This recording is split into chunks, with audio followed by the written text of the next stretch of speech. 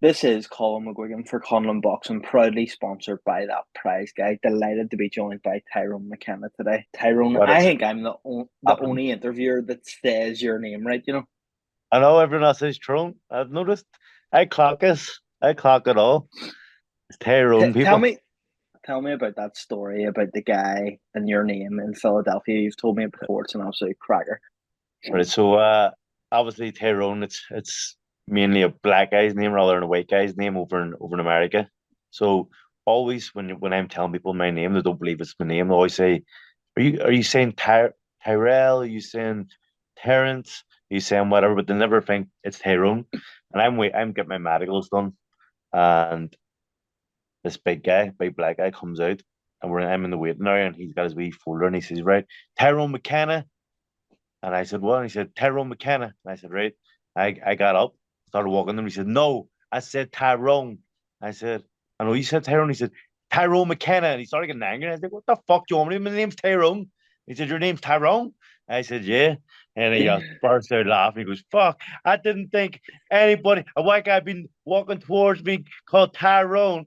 And he just burst out laughing. He just laughed the whole day. But I see in America, it's literally no one believes that's my name. But it's a good icebreaker. It is. Tyrone, you had a good fight last time out against Chris Jenkins. You stood, you traded in the center of the ring. How did you think that fight went for you? And what did you take from that fight going into this next fight here in the SSC arena? Um, you know what? I think I promised people a war, and I like the deliver on what I say and be the man of the people that if I say I'm going to do something, I'm going to do it. And that's what it was. It was a war. It was non-stop, action-packed. I loved it. I loved every second of it. Chris Jenkins is a legend. He came for the war as well. The crowd loved it. But last camp there was problems going on behind the scenes with me. Not in camp or trainer or anything like that, but behind the scenes, personal. And I don't know, my head wasn't right. In the lead up to the fight, and I wasn't staying down in Dublin. I was up and down every day, and other things were happening, and my head wasn't in the game.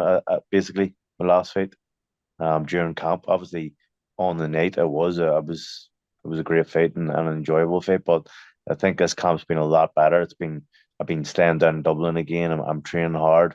Everything that was a problem last time is no longer a problem, and I'm just buzzing. I feel like I'm back to my usual self. I'm very fit. I'm sparring unbelievable. Um, yeah, everything's just going perfect this camp. Tell me a bit about what do you know about Liam Taylor and what does he bring to the table for a fight of this magnitude in the SSC? Um, I don't know loads about Liam Taylor. I've maybe watched him once or twice. I know he likes to stand and trade, and um, I mean he's had a few good wins. He's beat Tyrone Nurse and whatnot. He's only been beat by high level fighters as well. So I mean he's obviously a tough man. I think this fight is going to be very hard for him. He's not really proved himself at a high level yet. He was in with David Abernethy and he got stopped within a round or two. Um, but he's game. He wanted to fight. He took it straight away. So he's obviously he fancies himself in it, and I know he's going to come and bring good support with him, and it's going to be an entertaining fight. But however it lasts, how long it lasts. What do you think that you've learned from your defeat to Regis Prograis? Because obviously that was a very tough fight. You took that fight no bother. You told everyone you were going to turn up. Obviously it was stopped a bit prematurely in your opinion. But what did you take from that fight? I'm a hard cunt. I'm a man that can take a serious shot. I mean, program. I don't know how hard that bastard hits. He hit me a jab in the first round, and you see my face going, "Fuck if that's his jab hand." I don't want to feel his backhand, and he does. He hit incredibly hard, and I took his best shot in the second round. I got up and I laughed at him and I waved him on, and I told everyone that was what was going to happen. And I was hoping to maybe slow him down in the second half of the fight. And I think I was getting more into the fight as the rounds went on. I wasn't going to say I was going to win the fight, but I thought it would have been an entertaining one at the end. But I had learned a lot. I think just seeing how relaxed Rogue was in the fight and during the fight and taking his time on stuff. I mean, he's a world class fighter. And I think I learned a lot on that night of fighting him. But one of the main things is I can take a serious shot. Not looking past Liam Taylor because it's a tough fight in its own right on the 10th of December, and you know the fans are ready for an absolute war. But what's next for Tyrone McKenna after that?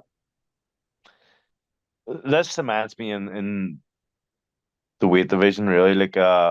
Obviously I've only had one fight at 147 at the minute, and it was a non-title fight. This one's going to be for a title, so it kind of puts me in the world rankings. I can start calling out the big boys of the division with a bit of authority. So yeah, I mean, right now after I beat Liam Taylor, I'm going to be looking at big names and whoever's the biggest name and best offer on the table, that I can get, then that's who I want to fight.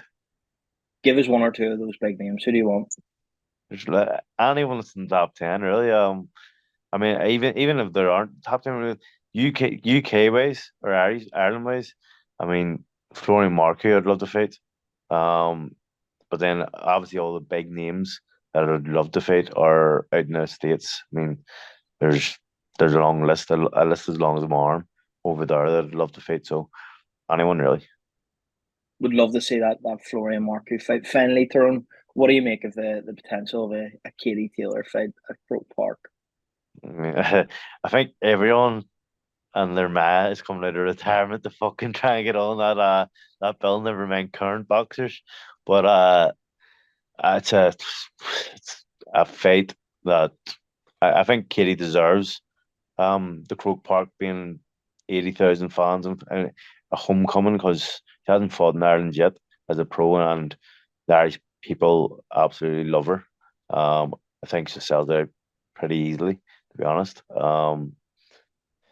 But yeah, to be involved in that card would be unbelievable for any boxer out there in Ireland. Their dream next year is to get on that Croke Park show. It's going to be unbelievable atmosphere. Um, it's just a great place to put yourself on a big platform. A historical night.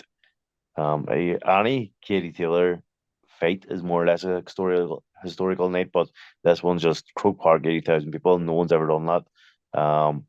It would just be unbelievable to be in it. And hopefully, can get an Eddie Hearns here and fucking get Tyrone McKenna on the show. That's the plan. Tyrone, one final question because your coach actually is out injured at the moment in a bit of a freak accident. Talk to us a bit about that. What actually happened, Pete, and will he be in your corner on the 10th of December? Well, I think he tore either his thigh or his calves. I forget, but but yeah, he was. I don't even know if I don't even know the story really, but listen, he was chasing people down the street. I think was that stole his watch or he stole his wallet or something, and he was chasing them. Um, Obviously he's over 60, so he's not as agile as he looks. He looks like he's about 40 years old, but he was chasing after him. He jumped down a load of steps and busted his he tore either his calf muscles or his thigh muscles. But look, Pete is a very resilient man. He's a very tough man. I mean, the guy's been shot before and he's came back, so I have no worries that he's going to make a recovery pretty quick. He's expecting to be in the corner. I'm expecting him to be in the corner as well. He said he's doing everything he can at the minute to try and speed up his rehabilitation. And yeah, I think he will be in the corner. He's been in the gym every day this week. He's doing the sessions still, so there's been no change there. Sparring still been lethal, the training still been lethal. And he said feels like he's getting stronger every day. It's not going to be like the time where he did get shot and took him 3 years to recover. This is going to be relatively quick. It looks bad at the minute because he is in a wheelchair and he's cast up, but that'll only be for 2 weeks maybe, and then he'll be then cast took off and hopefully be on crutches. Well, Tyrone, thank you very much for your time today. We'll speak again fight week and good luck and hopefully see you soon. Yep, calm, good man. See ya. Appreciate it, man. Thanks, man.